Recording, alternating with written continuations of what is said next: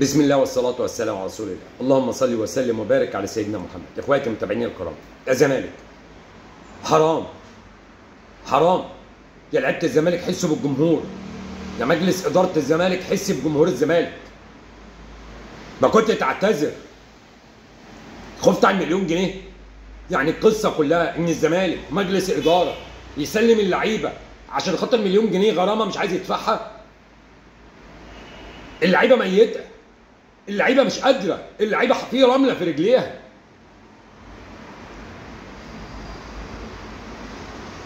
لعيبه الزمالك عندها احسن من كده بكتير، وجمهور الزمالك يستحق اداء اقوى من كده، لكن اللعيبه معذوره. كل الناس طلعت قالت يا اتحاد الكره ارحموا اللعيبه، اللعيبه محتاجه. طلعت يوسف كسبان وطلع يتكلم يقول كفايه، اللعيبه مش هتقدر. الزمالك لو كسب النهارده ولعب الاسماعيلي بعد الاكسترا تايم ما كانش هيقدر يكمل اصلا الشوط الاول. مجلس اداره بتوافق لجوميزي يمشي، حتى زيزو لو مش مصاب او مصاب انت مريح. يعني انت عايز توصل ايه للعيبه؟ مدير فني مش موجود، اللعيبه اللي مش موجوده، ايا كان اللي بيحصل. طب انت عايز ايه؟ انت اصلا كنت بتشتكي، ده انت مستني اخر يومين ابعتوا لنا لائحه الانسحاب ايه ولا لائحه الاعتذار. يا مجلس اداره الزمالك حس بالزمالك، حس بالجمهور، حس بجمهور الزمالك. هو مجلس الاداره انت عايز كل الناس ما تبقاش يعني البطوله دي الزمالك بيخسرها بسبب الاهلي مش فيها.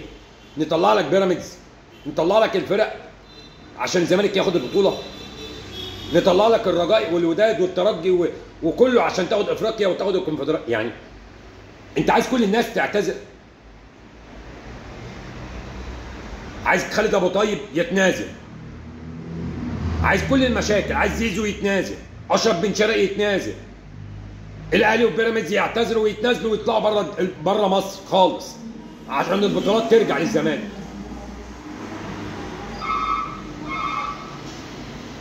انا خايف بعد كده ان انت كمان ما تبقاش عايز الاسماعيلي والمصري في الدوري. انت عايز كل اللي من الموجودين يتنازلوا.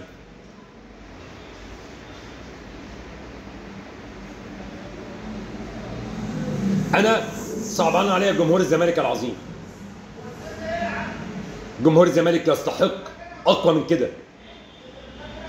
مجلس الاداره لازم يطلع يكلم الجمهور ويقول لهم انا اشتركت في البطوله دي ليه؟ يا ريتك ريحت اللعيبه واديت لهم معسكر بعد اجازه اسبوع 10 ايام وخدتهم في معسكر. ان شاء الله يكون معسكر في داخل مصر، مش بلاش معسكر خارجي. انت عندك شباب مش هيفرقوا كتير صدقوني عن شباب الاهلي زي ما قلت لكم، لكن النتائج مش مساعده ومجلس اداره مش بيحميهم، مجلس اداره بيحرقهم، مجلس اداره بيوافق لجوميز انه يمشي فبيحميه. جوميز لو هو اللي بيطلع من الكاس النهارده كانت كل الناس بتتكلم انه لازم يمشي، لكن ما حدش هيطلع يتكلم من مجلس اداره الزمالك لازم يمشي. يقول ان اللعيبه مش موجود، مش قادره ومش هتكمل، يقول ان شيكابالا مخلص، يقول ان شيكابالا الزمالك بيجيب هدف ومش قادر يطلع يحتفل، لكن الاساس هو مجلس اداره الزمالك. سامحوني على الانفعال، بس ده حبا في نادي الزمالك وحبا في جمهور الزمالك اللي يستاهل اكتر من كده بكتير.